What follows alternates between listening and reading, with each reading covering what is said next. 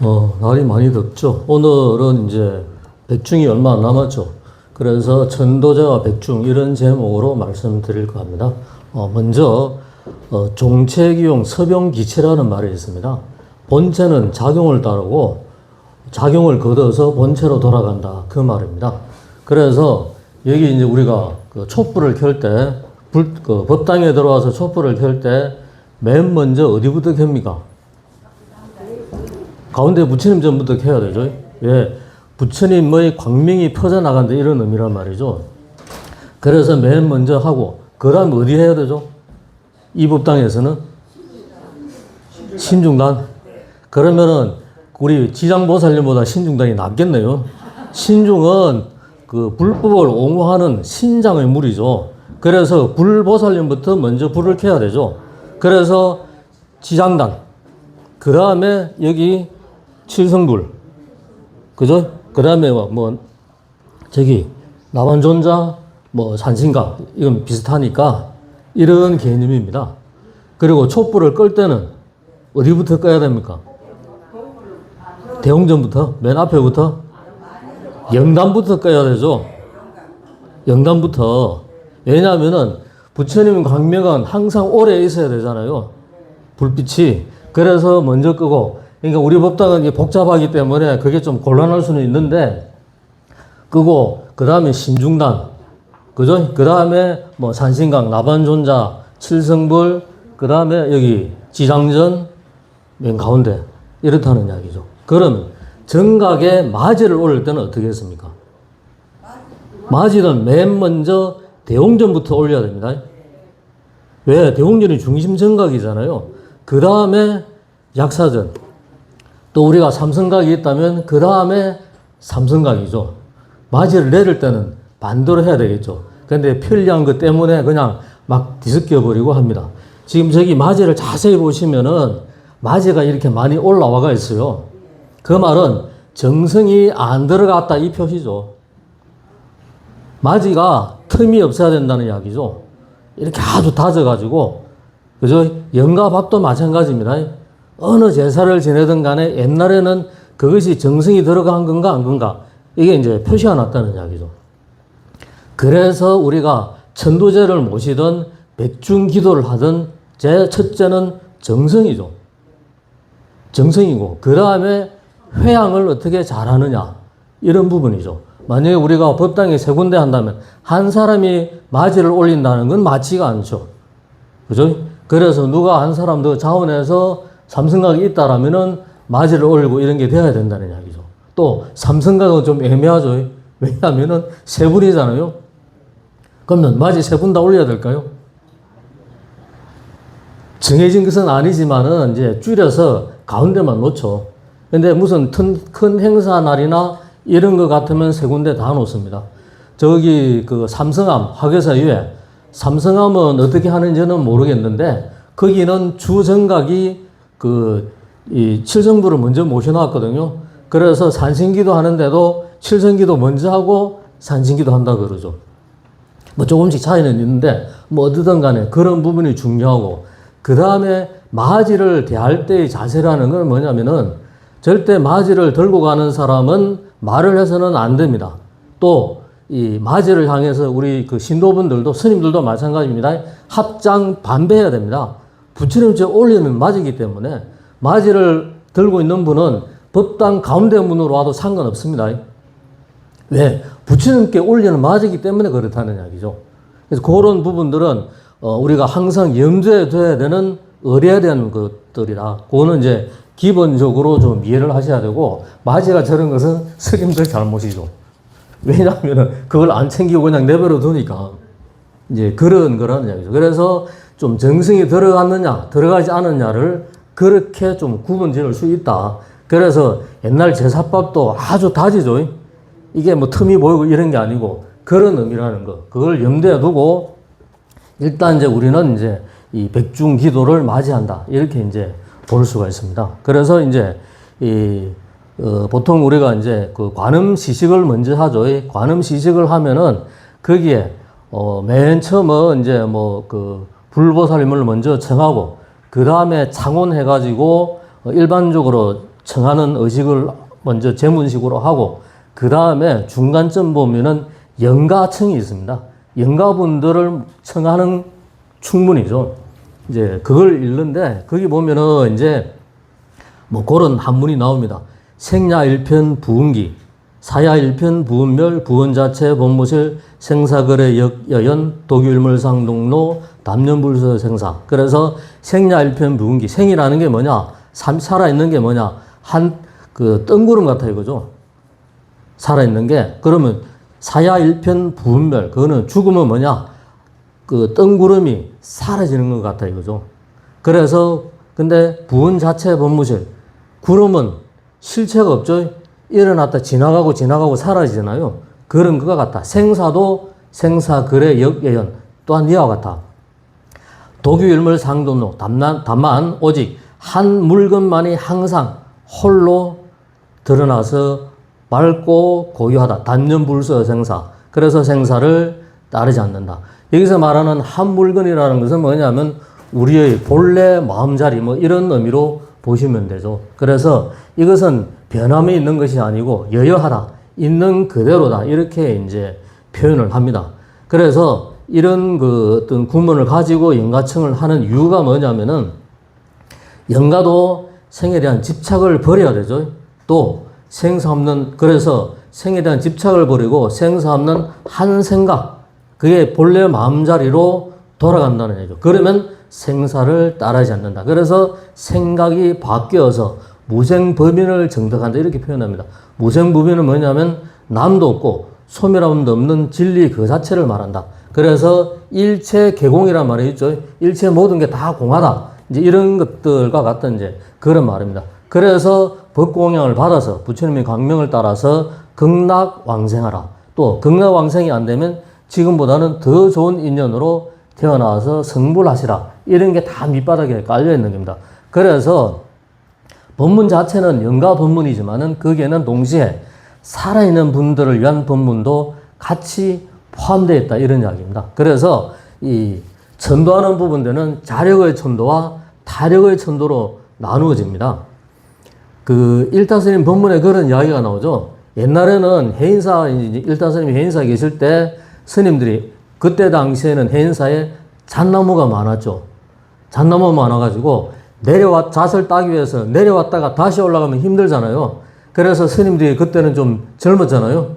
그러니까 이 나무에서 저 나무로 이렇게 뛰어가지고 옮겨와서 그 잣을 따고 이랬다는 이야기죠. 그러다가 어떤 스님이 잘못해가지고 떨어져서 순간적으로 죽은 거죠. 죽어서 이제 영은 어디로 갑니까? 먼저 생각나는 게 집이죠. 그래서 집에 가니까 모친과 이제 그 누나가 있었다는 이야기죠. 그래서 반갑다고 끌어안는데 살아있는 사람은 어떻게 했습니까?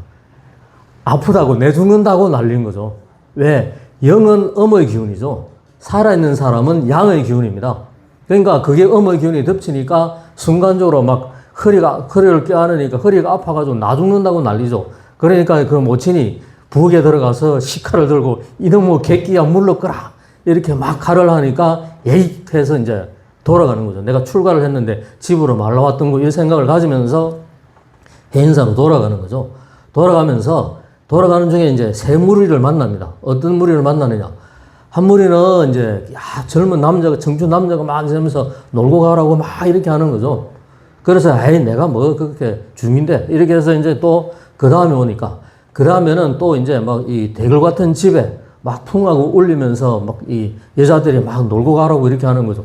그것도 물리치고 이제 세 번째는 이 그 사냥꾼들이 사냥을 하는 거죠. 그래서 고기를 먹고 있는데 거기서 먹고 가라고 이러는데 그것도 이제 물리치고 절에 딱 도착합니다. 도착하니까 이제 뭐 열반당에 자기를 닮은 사람이 있고 그 다음에 이제 그 자기를 위해서 이제 그 49제를 지내고 있는 거죠. 49제를 지내고 있는데 이 그 나무암탑을 연불하는데 자기 도반 스님이 어떤 스님은 재경행상이라는 말을 하는 거죠. 또 어떤 스님은 은행나무 바리떼 이 이야기를 하는 거죠. 그 말은 그래서 이제 이상한 일로 다 했다고 하면서 자기를 닮은 사람을 발로 툭 치니까 이제 깨어나는 거죠. 그래서 지금 뭐 하고 있느냐? 너가 죽어서 49제를 지내고 있다 이거죠. 그러면서 이제 그 스님이 그 이제 궁금해서 묻는 거죠. 자기 도반한테. 아니, 그 연불을 하면서 남아음탑을 연불이 안 들리고 재경행상이라는 소리가 들리더라 이거죠. 그 다음에 한 스님은 은행나무 바리떼. 바리떼가 뭐냐면 바루죠. 은행나무로 만든 바루입니다. 그러니까 이제 이 스님이 죽었으니까 그 스님이 평소에 애지중지하면서 가지고 있던 책 중에 하나가 재경행상이라는 책이라는 이야기죠. 그래서 도반 스님은 그 스님이 죽었으니까 내가 그 책을 가져야지 이 생각을 가진 거죠. 입으로는 남아음탑을 하는데 생각은 재경행상으로 가 있는 거죠. 그러니까 영가한테는 재경행상이라는 게 들린다는 이야기죠. 또 한 스님은 입으로는 남아음탑을 하는데 마음속으로는 은행나무 바리떼 한 거죠. 그러니까 영가한테는 은행나무 바리떼만 들린 거죠. 그죠? 그래서 이 연불하다가 연불보다 제밥에 관심이 많아서는 안 된다 하는 이야기가 그런 거죠. 왜? 영가는 마음에서 마음으로 통하는 부분들을 듣기 때문에 그렇다는 이야기죠. 그래서 이 업을 쫓아서 이제 헤매고 다닌다는 이야기죠. 영가는. 그래서 이 업과 인연인 곳에서 유혹에 빠진다는 이야기죠. 그 청춘 남녀가 뭐냐? 비란 개구리. 그죠? 그 다음에 예쁜 여인들이 막 하는 것은 뱀구리라는 이야기죠. 그래서 까딱 잘못했으면 뱀 몸을 받기도 하기도 하고 이렇다는 이야기입니다. 그래서 또 이 까마귀로 태어날 영혼은 까마귀 둥지가 대궐처럼 보인다는 이야기죠. 이게.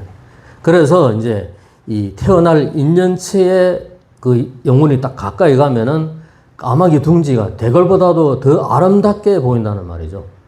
업식이 에너지가 맞아 떨어지니까 그렇게 보인다는 이야기죠.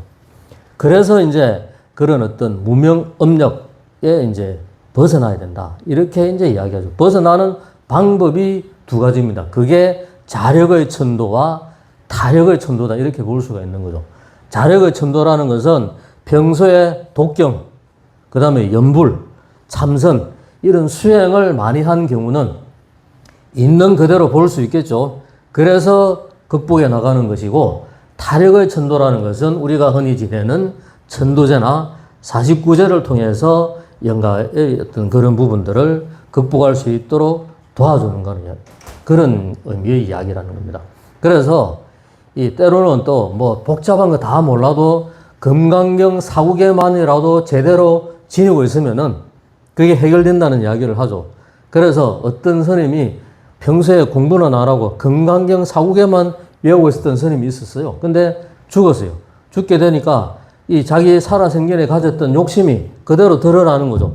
그러니까 이제 그 영혼이 영가가 어디로 갈까 갈팡질팡 하는 거죠. 그러다가 까마귀 둥지가 이 완전히 대굴같이 보이니까 거기로 들어가려고 하는 거죠. 그러니까 이제 하늘에서 소리가 들려오는 것이 뭐냐. 너가 평소에 금강경 49개를 독수한 사람이 거기에 그 유혹에 빠져가지고 그렇게 되어서야 되겠느냐. 그래서 범소유상 계시여망 약견재상 미상 적견열애 무릇 그 모양 있는 것은 모두 허망하다. 그렇기 때문에 상이 아님을 보면은 열애를 보리라. 그 구절이 들려왔다는 얘기죠. 그래서 이 이제 눈을 떠라 이렇게 하니까 이제 새로운 인연처를 찾아서 갔다 이렇게 하는 일화가 있습니다. 근데 새로운 인연처라면 뭐겠습니까? 어디에 태어나는 게 좋겠어요? 새로운 인연처.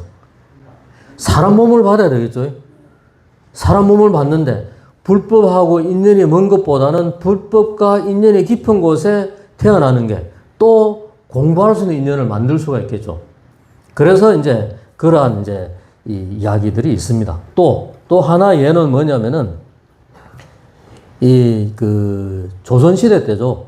영원스님과 명학동지라는 그런 이제 일화가 있습니다. 이 명학이라는 것은 본명인데 동지라는 말은 이제 오늘날 치면은 뭐 재무국장 뭐 이런 정도의 그런 소임인가 봐요. 조선시대 때. 이제 이 스님이 이제 뭐 그런 이제 소임을 관리하면서 수행은 제대로 안 한 스님이죠. 명학동지라는 이 스님이. 그러는데 어느 날 그 낮잠을 자다가 이제 꿈에 파란 용이 찾아오는 꿈을 꿨어요. 그래서 이상한 일도 다 했다 싶어서 이제 문 밖을 나가니까 그 앞에 거지 같은 아이가 있는 거죠. 그래서 그 아이를 이제 상자로 받아들입니다. 옛날에는 어릴 때 출가했으니까, 8살, 9살에 출가했으니까. 근데 이 대성부른 나무는 떡잎부터 알아본다고 그 상추 따오느라 뭐 이렇게 하면은 상추를 따면은 이게 중간에 탁 부르면 어떠세요? 흰 액이 나오죠. 또 이 그 뭐 저도 그건 잘 모르는데 이 산나무를 쭉 따라서 이렇게 흰 액이 나오면 그것은 먹어도 된다 그러죠. 이제 그런 정도의 그건데 그걸 가지고 뭐 상추를 따다가 이제 와서 우는 거죠. 상추에서 피가 난다고. 그래서 못 따겠다 이거죠. 그래서 이놈이 좀 뭐 제대로 되겠구나 이 생각은 가졌는데 이제 나이가 커서 이렇게 되니까 이제 이 스님들이 항상 하는 부분에 초발심 자격문이라고 있습니다. 거기에 지금 공부하려면 언제 공부하겠느냐 그런 구절이 있죠. 그래서 이제 공부하러 가겠다 그러니까 이제 명학동지라는 스님이 막는 거죠. 그래서 그 길로 도망갑니다. 도망가서 금강산에서 수행을 해서 도인이 됐어요. 근데 이제 어느 날 도인이 된 그 상자 귀에 염라대왕이 명학동지를 잡아들이라 이런 이제 소리가 들리는 거죠. 그래서 불이 나게 이제 이 법무사로 내려오는 겁니다.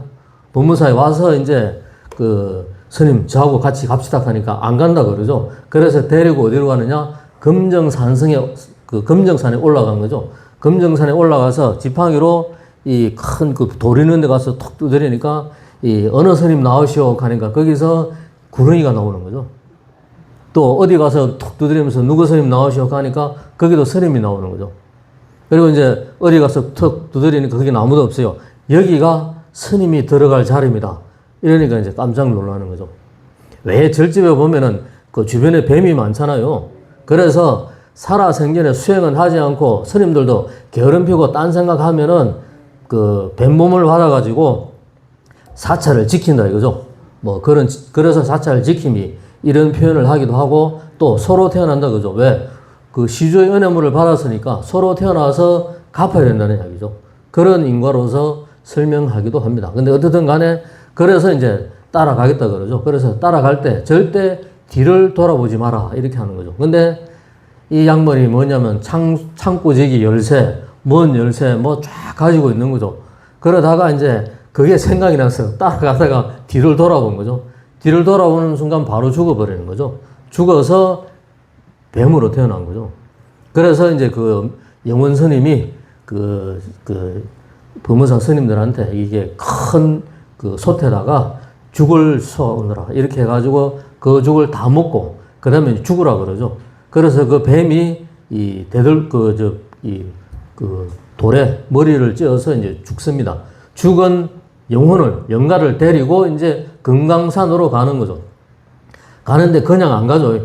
왜 돼지도 몰고 가면 이리 갈라 저리 갈라 그러잖아요. 영가도 마찬가지죠. 조금 가다 보면 좋은 거 있으면 그쪽으로 싹 솔리면 이제 몰아서 이렇게 끌고 오고. 그래서 금강산 입구에 이제 조금 부부가 없는 아이가 없는 부부한테 아이를 맡깁니다. 몇 년 뒤에 데리고 올 테니까 잘 키우시오.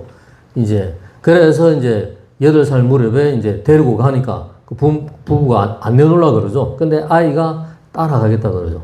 그래서 데리고 가서 방을 하나 주고 그 방에 이제 딱 가둬버리는 거죠. 가둬서 이제 한지 문에다가 구멍을 내서 이 구멍으로 황소가 지나가거든. 그 황소를 딱 붙들어라. 이렇게 되는 거죠. 그래서 이제 처음부터 안 되잖아요. 그래서 몇 년이 지나서 스님 황소가 보입니다 하면 황소를 딱 잡았죠. 황소가 뭐겠습니까? 절집에서 소는 뭐냐면은 마음자리를 이야기하는 겁니다. 우리 요 법당 뒤에 보면은 벽화에 보면은 시무도가 있죠.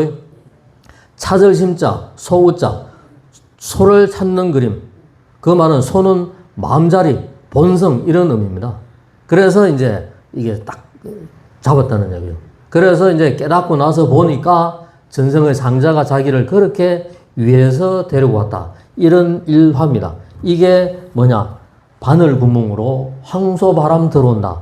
라는 이제 그런 이제 속담의 유래가 이렇다는 이야기죠. 그래서 어떻든 간에 그러한 이제 우리가 이제 그 자력의 천도는 수행을 통해서 그렇게 헤쳐나가는 것이고, 타력의 천도라는 것은 바로 이 천도제나 이런 어떤 그런 의식을 빌어서 해 나가는 이런 거라고 볼 수 있습니다. 그래서 이제 돌아가신 망자로 하여금 이제 그 좋은 인연처로 가도록 만드는, 그렇게 이제 하는 것이 이제 또 탐진치 삼독심의 마음을 밝혀주는 것이 이제 우리가 공양 올리고 독경하고 뭐 연불하고 분문하는 그런 제의식이다. 그래서 영가도 연불 분문을 듣고 마음을 바꾸어 참여하면 바로 이제 깨달음의 세계로 나아간다. 이렇게 이제 그 이루어져가 있다. 그래서 거기에 정명법사로 누구를 모십니까? 정명법사로 맨 처음 하는 것이 아미타 부처님이죠. 왜? 돌아가신 분들이 극락세계로 왕생하기를 바라니까. 그래서 아미타 부처님. 그 다음에 그 뭐 관세음보살, 대세지보살. 그 다음에 청정 대중보살을 저민망령 대성일왕 보살을 모시기도 하죠. 그 대성일왕 보살 마하살님은 이제 이렇게 연가를 인도해주는 이제 그런 의미의 보살입니다. 그래서 그분들을 청해놓고 이런 법문을 일러주는 것이다. 그랬을 때 우리가 제를 지낼 때 그냥 하는 것이 아니고 두 가지가 있죠. 음식 공양도 올리고 동시에 뭘 합니까? 법 공양을 올리기도 하죠. 그래서 이 충분한 음식을 마련해서 베푸는 것은 뭐냐? 돌아가신 분이 재물보시의 공덕을 사토록 하는 것이고, 법공양을 오는 것은 법보시의 공덕을 사토록 하기 위해서 이제 하는 것이다. 그래서 법공양을 올릴 때는 반드시 의미가 있는 그런 것으로 연관지어 하는 게 가장 좋다. 이렇게 볼 수가 있습니다. 그러면 이제 일반적으로 우리가 영가 천도를 하는 기도하면 어떤 게 생각나세요? 영가 천도를 하는 기도. 늘 사용하잖아요. 아미타불 기도, 그 다음에 지상기도, 그죠? 그 다음에 또 뭐가 있겠습니까? 광명진원 기도. 이렇게 나오고 있죠. 그래서 아미타불 기도는 뭐 다 아실 거고, 지상기도에서는 보통 지상경을 먼저 하죠. 그 다음에 지상보살을 염하거나, 또 하나는 지상보살 예찬문이 있습니다. 그게 이제 절하면서 이제 지심기명내 뭐 무슨 불 하듯이 지장보살과 관련된 그런 애찬문입니다. 이게 158배가 그렇습니다. 그래서 요렇게 해 나가는 게 이제 기본적인 어떤 지장 기도 해 나가는 것이고, 동시에 이제 그 지장 삼부경이 지장 십륜경, 그 다음에 점찰선악 업보경 이렇게 이제 그 세 가지를 같이 독성하는 그런 경우도 있습니다. 근데 지금은 대부분 정착된 게 지상보살 보능경을 중심으로 이제 독경하는 이런 양태로 진행되어진다. 그러면 이제 우리가 이제 그 부분들은 뭐 많이 이제 읽었으니까 뭐 하시더라도, 광명진원 천도법 하면은 광명진원 기도는 우리가 하시는 분 계세요? 광명진원 기도? 이제 여기서 구분 지어야 되는 게, 광명진원 기도는 돌아가신 영가분을 천도하는 의미로서도 쓰여지지만은 살아있는 분들이 깨달음을 성취하기 위한 그런 방향으로서도 해 나가는 게 광명진원 기도법이다. 이게 이제 맨 먼저 그 우리나라에서 이야기해 놓은 것은 원효 스님이 유심안락도라는 책에 이 진원을 2번, 4번, 7번을 듣기만 해도 모든 죄업이 소멸되어진다. 이런 데서 유래가 되었고, 또 시박제를 지었거나, 시박제가 뭐죠? 시박제. 십선법은 뭐죠? 다 아는 거죠. 천수경에 보면은 살생 중에 금일참 이렇게 하잖아요. 다 그 이야기죠. 그게 시박, 십선. 그러니까 살생 중계 투도참여에서 살생의 죄를 짓지 않으면은 십선을 지은 거고, 지으면 십악을 지은 거고, 이런 겁니다. 그 다음에 사역제 내지는 오역제, 그 다음에 사중제 이런 게 있습니다. 사역제는 뭐냐면은 아란을 살해한 죄, 그러니까 도인을 죽였다는 이야기죠. 부친의 몸에 피를 낸 죄, 그 다음에 이제 이렇게 나오죠. 그 다음에 부모를 살해한 죄, 그게 이제 오역죄에 포함되는 겁니다. 그 다음에 이제 스승을 살해한 죄, 이렇게 이어지는 건데, 그런 죄를 지어서 악도에 떨어질지라도 이 진원을 외우면 해탈한다 이거죠. 그래서 이 유심안락도는 그렇게 또 나옵니다. 이 진원을 108번 외우고 모래를 시신이나 그 다음에 묘지에 뿌리면은 이제 그 제업이 소멸되어져서 극락세계로 간다. 이렇게 나와 있습니다. 그래서 이제 이 광명진언을 많이 했고, 이것을 많이 권한 분이 일타스님입니다. 그래서 이제 하는데, 옴 아모가 바이로차나 마하무드라 마니파드마 즈바라 프라바르 타야훔이죠. 그러면 이 뜻이 뭡니까? 물으면 아무도 대답 못하죠. 옴은 뭡니까? 옴. 우주의 진리를 말하는 겁니다. 그래서 예를 들어서 부처님 당시에는 부처님 말만 듣고 그대로 행하면 다 아란이 됐죠. 부처님 말대로 따라하면 되죠. 근데 부처님이 돌아오시고 난 뒤에는 그렇게 해서는 되는 사람이 없죠. 그래서 스님들이 부처님이 가르침이 뭔가 이거를 자꾸 연구했다는 이야기죠. 그게 이제 아비담마입니다. 부처님의 가르침에 대해서 연구를 한 거죠. 그러니까 일반 중생들은 점점 더 어려워지죠, 불교가. 그래서 대승불교가 나온 겁니다. 대승불교가. 그래서 대승불교는 육바라밀만 실천해도 도인된다는 이야기죠. 승불한다는 이야기죠.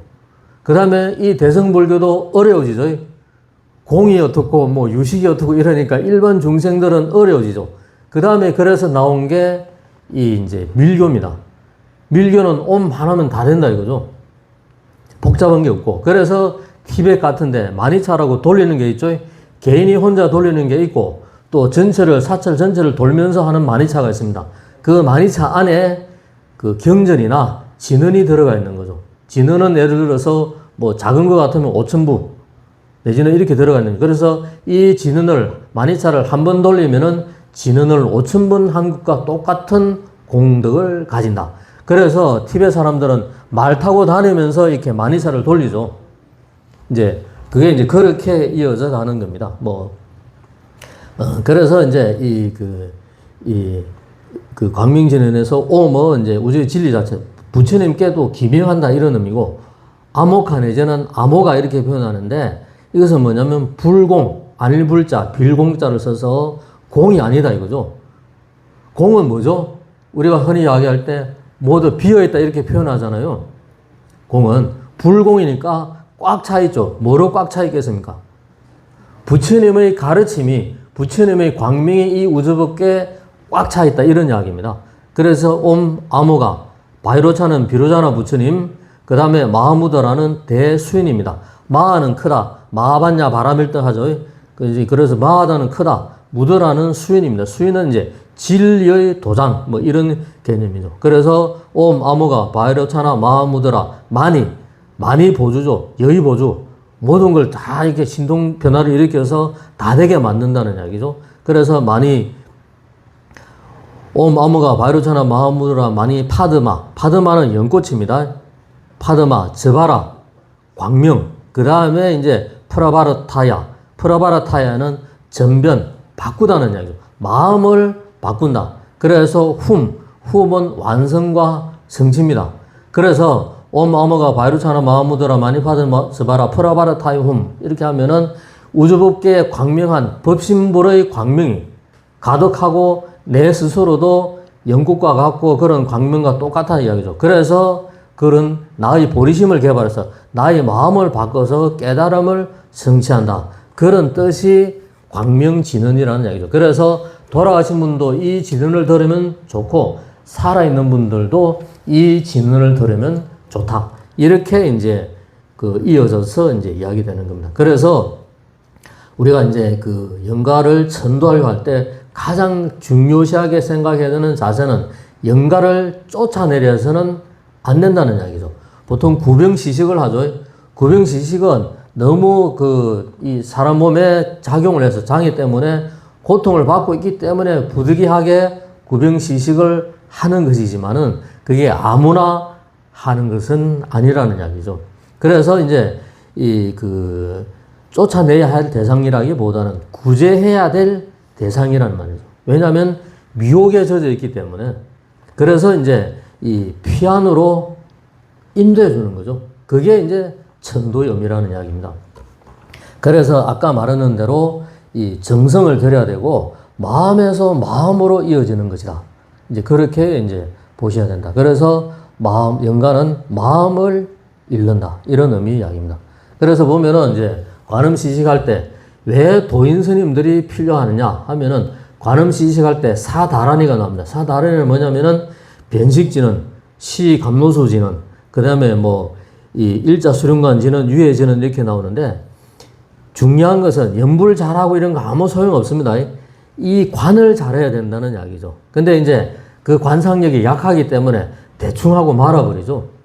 그래서 도인 스님이 필요한 게 이런 관상력으로 이 앞에 놓여 있는 연가 밥이나 이런 그 음식들은 한 가지지만은 이것이 7가지로 그 변한다고 관을 하는 거고, 이것이 또 49가지로 변한다고 관을 하고, 그 다음에 무한히 변한다고 관을 한다는 이야기죠. 그러니까 그게 쉬울 리가 없죠. 또 동시에 시감노소진을 하는 이유는 영가 눈에는 물이 뭘로 보이냐면은 불로 보인다고 그러거든요. 그래서 물을 못 먹는 거죠. 그래서 시감노소진을 해줘야만이 감노소로 알고 먹는다. 이런 데서부터 이제 유래가 되어서 그 이야기를 합니다.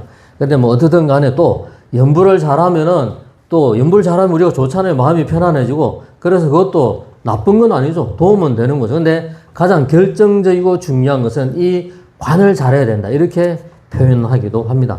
그래서 이제 이 도력 있는 스님이 중요하다. 이렇게 이야기합니다. 그래서 자, 죽으면 뭐가 남느냐? 맺힌 것만 남죠. 살아있을 때는 부부고, 부모고, 자식이고, 이래서 뭐 체면도 있고, 또 이제 인간의 도리, 이런 걸 생각하면서 살지만 죽게 되면은 나한테 잘해준 것, 못해준 것, 이 엉어리만 남는다는 이야기죠. 그래서 꿈에 어떤 자식 꾸면은 나타나면은 좋은 일만 있고, 어떤 자식 꾸면은 나타나면 나쁜 일만 있는 이유가 그렇다는 이야기입니다. 그게, 그래서 이제 그런 엉어리만 남는다는 이야기죠. 그래서 이 엉어리라는 것을 푸는 게 중요하다. 그 푸는 방식이 바로 천도제라는 형식을 빌어서 하는 것이고, 가장 중요한 것은 그 인과를 맺은 사람들이 먼저 참여하고 해 나가는 것들이 1차적인 것이다. 이제 이렇게 이제 그 이야기를 합니다. 그래서 영가장애를 무시할 수는 없죠. 그게 전부는 아니지만은 그것이 아주 강하게 작용하는 분들이 있습니다. 그 전생에 맺었던, 또 현생에 맺었던 인연들 때문에 그런 거죠. 그래서 이것을 자비심으로 피안의 세계로 인도하는 그런 마음가짐을 갖고 가야 된다. 그래서 업은 지었으면 갚으라는 것은 항상 오게 되어지죠. 없어지지 않는다는 얘기죠. 시절 인연이 돌아오면은 받게 되어진다. 이제 그런 부분들을 염두에 둬야 된다. 그래서 업은 닦아야 되고 복은 지어야 되죠. 그래서 이제 그렇기 때문에 복 받기 위해서도 업을 닦아야 된다. 이제 이런 의미로서 나쁜 업을 비워서 좋은 복을 담겨지게 하는 것이 바로 천도제의 의미다. 그러면 이제 내가 있기까지에는 내 조상들이 무수히 많은 조상들이 있어야 되겠죠. 그래서 2의 한 10배수로 친다라면은 내 한 사람이 있기까지 조상들이 쭉 위로 따라 올라가면 엄청난 많은 사람이 필요하죠. 그래서 나와 인연되지 않은 중생은 없다. 이렇게 표현하는 겁니다. 예를 들어서 2의 20선까지, 그건 뭐 계산을 잘 못하겠는데 쭉 해보면은 엄청난 수가 필요하다는 이야기죠. 그래서 자, 내가 다음 생 몸을 받는다. 죽어서 다음 생 몸을 받는다. 그러면 가장 본인이 좋아하고 가까운 것들에 먼저 마음을 두겠죠. 그러면은, 자, 지금 안동 지역에 가면은 안동에는 그게 많죠. 종가댁이 많죠. 그러면 지금 종가댁에 계신 분들은 그 종가댁의 가치를 지켜야 되겠다고 생각하는 사람들이 많겠죠. 이거 필요 없어 하기보다는, 그러면 다음 생 인연의 몸을 받을 때 그 집안의 자식으로 태어날 확률이 더 높다는 이야기죠. 왜? 내가 맺어진 인연 때문에 그렇다는 이야기죠. 죽게 되면은 맺힌 엉어리와 뭐 좋다 나쁘다 이 생각만 남는다는 얘기죠. 그래서 그러한 각도로 갈 확률이 굉장히 많다. 이런 의미 이야기입니다. 그래서 천도제라는 것은 첫째, 정성을 들여야 될 뿐만 아니라 이게 나와 인연 없는 게 아니고 조상이라는 것이 내가 그 조상의 후신일 수 있는 거죠. 그런 인연으로 이어져 가는 거다. 그래서 이게 이 천도제라는 것은 나의 그 돌아가신 조상분들을 좋은 것으로 인도해 주는 것뿐만 아니라 나의 전생업을 닦는 것과 같이 포함되어진다는 이야기입니다. 그래서 천도제를 모실 때는 항상 이 보살님들이 주로 모시게 된다라면은 그 시댁과 그 친정댁을 같이 모셔야 됩니다. 항상 이 시댁만 따로 모시고 이런 것이 아니라 이제 조상이 다르기 때문에 원래는 따로따로 해야 되는데 시간상, 형평상 뭐 여러 가지 돈 문제도 걸려 있기 때문에 같이 천도제를 모시잖아요. 모실 때는 반드시 따로따로 모셔야 됩니다. 그래서 밥도 따로따로 떠야 된다는 얘기죠. 예를 들어서 살아있는 분들을 예로 든다면은 옛날에는 모든 게 시댁의 중심이죠. 시댁의 중심이면은 그 처가댁 사람들이 왔다면 밥 못 얻어먹죠. 어디 처가댁이 와서 난리냐 이렇게 된다는 얘기죠. 왜? 대부분 오래전에 돌아가신 분들은 그러한 생각을 갖고 돌아가신 분들이 태반이라는 이야기입니다. 그래서 이제 그런 게 업식이 반영되어진다. 그래서 이 천도제 모실 때는 양쪽 조상을 다 함께 모셔야 된다. 이런 부분을 염두에 두시고 조상을 그 시댁과 친정을 같이 모실 때는 항상 밥은 따로따로 떠야 된다. 이제 그런 것들은 미리 상식으로 알아두셔야 되고. 그래서 백중을 다른 말로 바꾸면 울람바나 이렇게 그 산스크리트로 그렇게 표현합니다. 그것은 뭐냐면 거꾸로 매달린 자의 고통. 그래서 이 날이 어떤 날이냐? 지옥 음력 7월 보름은 지옥문이 열리는 날이다. 이렇게 표현합니다. 그래서 이 조상의 업을 닦아서 구제하는 그런 의미 부여로 내려왔는데 지금은 모든 조상들 이런 의미지만은 원래 출발은 어떤 거냐면 이제 이 사막도에 떨어질 조상들을 먼저 이 천도에 내는 구제에 내는 이런 부분에 초점이 많이 이제 모여졌던 게 이 그 백중이다 이렇게 볼 수가 있습니다. 그래서 이 뭐 백중기도라는 것은 조상의 업을 닦는 것뿐만 아니라 나의 업을 닦는 그런 의미로서 같이 가는 것이다. 그래서 항상 놓치지 말아야 되는 것이 첫째는 정성이고 두 번째는 뭐냐? 회향을 잘해야 됩니다. 우리가 영가 그 시식을 하고 난 뒤에 그 헌식을 하죠. 헌식을 하는 이유는 뭐냐면은 그 여기에 모셔진 영가분들이 먼저 음식을 먼저 드시고 그 다음에는 밖에 놔둬서 일체 유주무주 영가들이 다 드시라 이런 의미거든요. 그래서 그 공덕과 복덕이 영가분에게 가는 겁니다.